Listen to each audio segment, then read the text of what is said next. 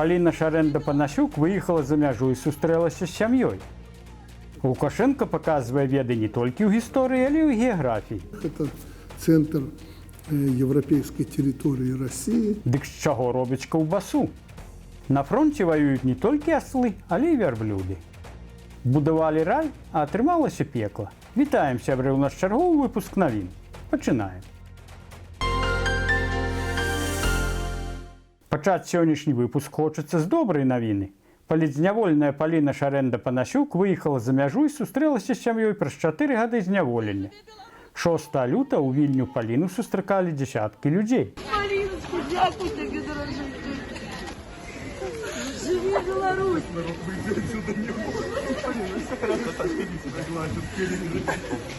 Паліна правяла 4 гады за кратамі з-за відэа, у якім назвала міліцыянтаў, што затрымалі яе мужа, фашыстамі і карнікамі.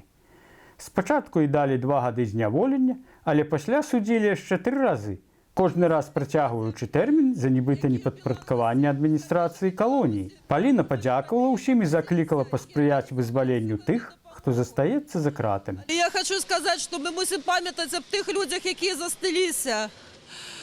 У гэтай жывадзёрні, як я называю, К-24, гэта самая сапраўдная жывадзёрня. А Лукашенко ўсюды кажа, што з жанчынамі ён не ваюе. Лукашенко ў гэты дзень праводзіў нараду, дзе надзяліў яшчэ большымі правамі кіраўнікоў раённай вертыкалі. Цяпер не атрымаюць права ўзгадняць кіраўнікоў не толькі дзяржаўных, але и приватных предприемств. Ну и что? Председатель райисполкома будет кланяться, ходить к руководителям частного сектора, чтобы они, ну, к примеру, эти задачи решали.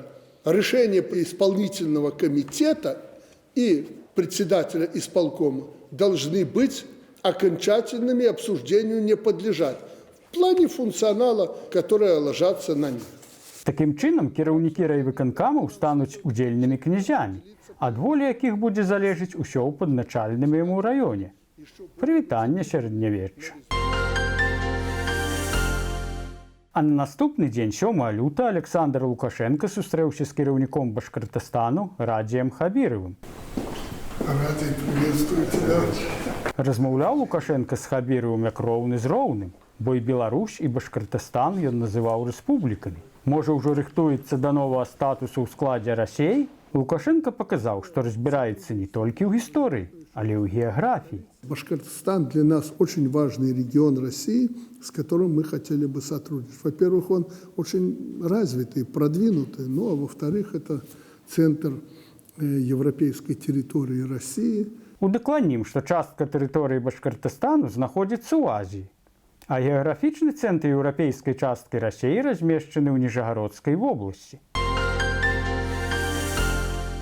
Паліна Шарэнда-Панасюк згадала пра жывадзёрні ў лукашэнкаўскіх турмах. Але, як вынікае са слоў дырэктара гродзенскага мясакамбіната Олега Иванова, жывадзёрня знаходзіцца і на яго прадпрыемстве. Какой, на ваш взгляд, секретный ингредиент вот у нашей белорусской колбасы в качестве той продукции, которую мы закупаем в сельских хозяйствах? Я вам отвечу однозначно, это в людях. Гэта цытата была вынесена ў загаловак матэрыялу. Але пасля таго, як з гэта сталі сцябацца ў сацыяльных сетках і незалежных медыях, загаловак тэрмінова памянялі. Дык вось хто сапраўдны Ганібал Лектар. Аказваецца, нарадзіўся не ў сям'і літоўскага графа італьянскай арыстакраткі ў 1938 годзе, а праз 40 гадоў у Магілёве. Земляк Лукашэнкі, які таксама любіць людскую кроў. Таму і выглядае дырэктар адпаведна. По нам точно не видно, что мы уже голодаем. Па ім дакладна не скажеш, што галадае. Цікава, як там справы на іншых мясакамбінатах. Тым часам краіны Балты адключыліся ад адзінай энергасістэмы з Расіяй і Беларусю і пачалі дэмантаж ліній электраперадачы.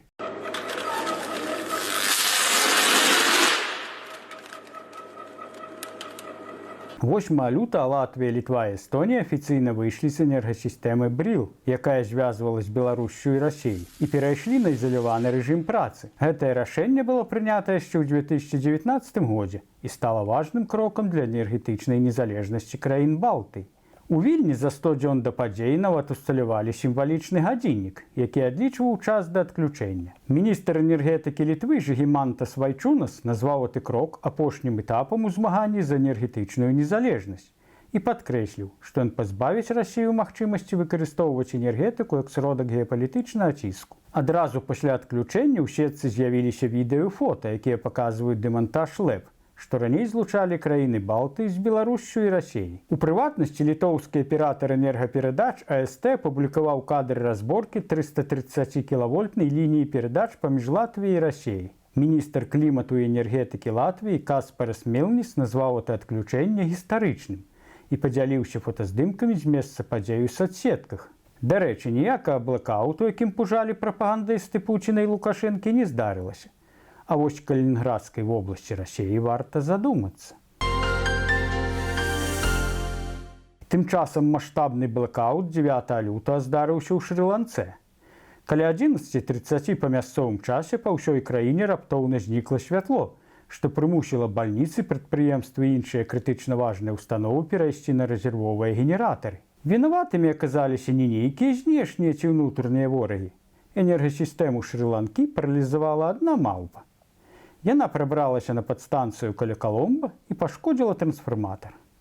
Інцыдэнт выклікаў збой у энергасістэме, і электрычнасць удалося аднавіць толькі праз 3 гадзіны, і то не ўсюды.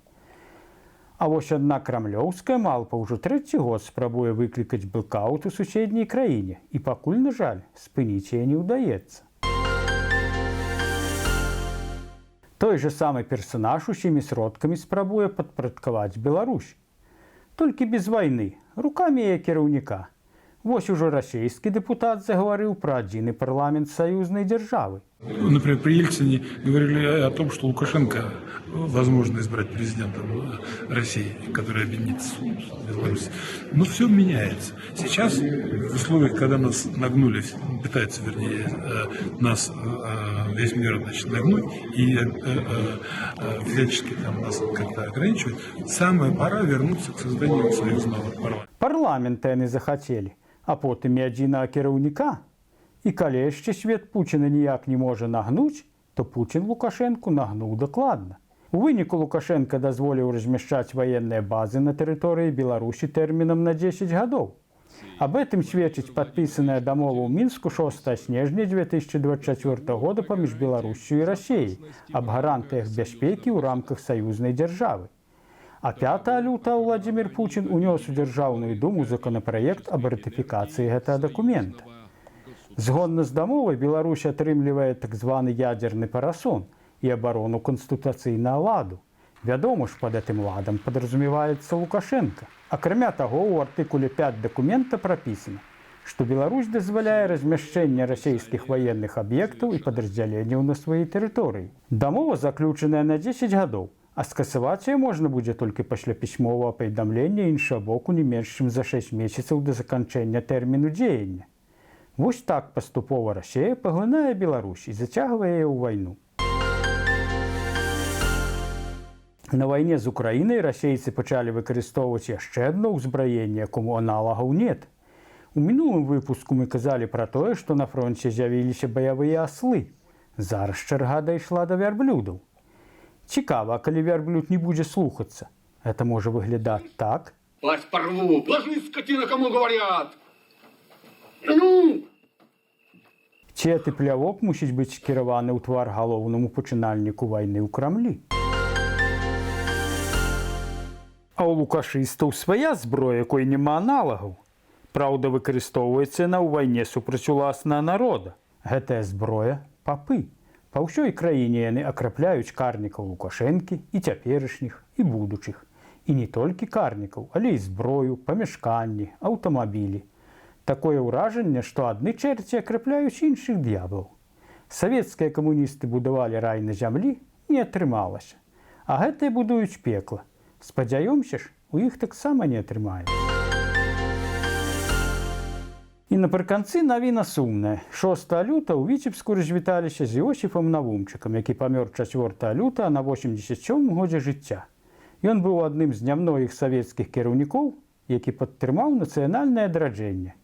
У постсавецкія часы ён стаў прыхільнікам стварэння таварыства беларускай мовы імя Францыска Скарыны. І 25 гадоў быў нязменным кіраўніком Віцебскай абласной рады ТБМ. Шчырыя спачуванні родным і блізкім Іосіфу Адамавічу.